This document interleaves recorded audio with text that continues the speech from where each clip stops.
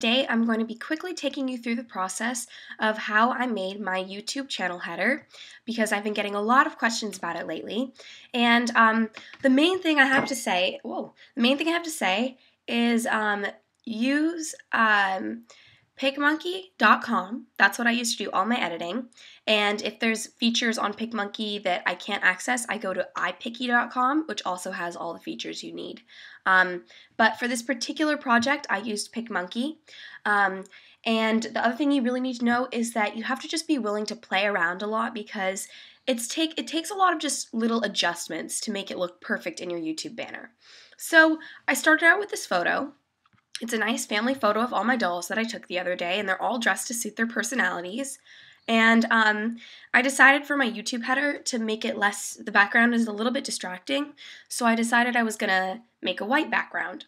So on PicMonkey.com, I went through with a paintbrush tool and painstakingly filled in every single little space of the paintbrush and made the whole background white. So you can see this is what it looks like with the raw paintbrush right behind it. So it's a little bit funky looking. So then I went over with a fade tool, and I faded the outlines of all the dolls just so it looked less rough and choppy.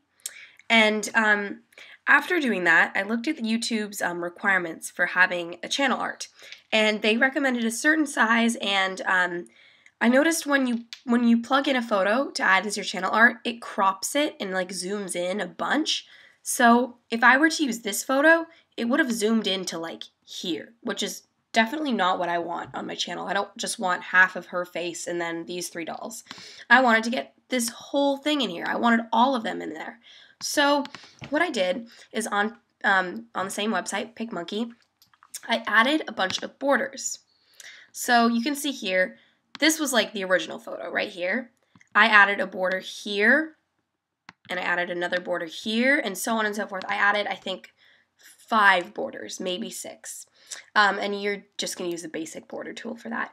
So even if you don't have a white background, I would recommend using a solid color border and just adding multiple borders until the photo that you want to show on your channel only takes up a small fraction of the actual photo file. Does that make sense? I really hope it does. If you have questions, please comment them below. So then I plugged it into my YouTube channel, and my YouTube icon was like right here, and I had a bunch of blank space right here, so it looked a little funky. So I decided I would crop down this side so that the YouTube icon would sit more comfortably over here. So I did that, and you can see now, you might not be able to tell much of a difference, but over here there's much more blank space on this side, and over here there's less. So yeah, that way it's oriented nicely when you go to my YouTube. There's a nice little area for my icon, and then the dolls are slightly offset to the right so that the icon sits nicely. So yeah, that is how I did my header. I hope this video made sense to you. If you want to see more specifics, please do comment below. But really, it definitely changes depending on your specific personalized header.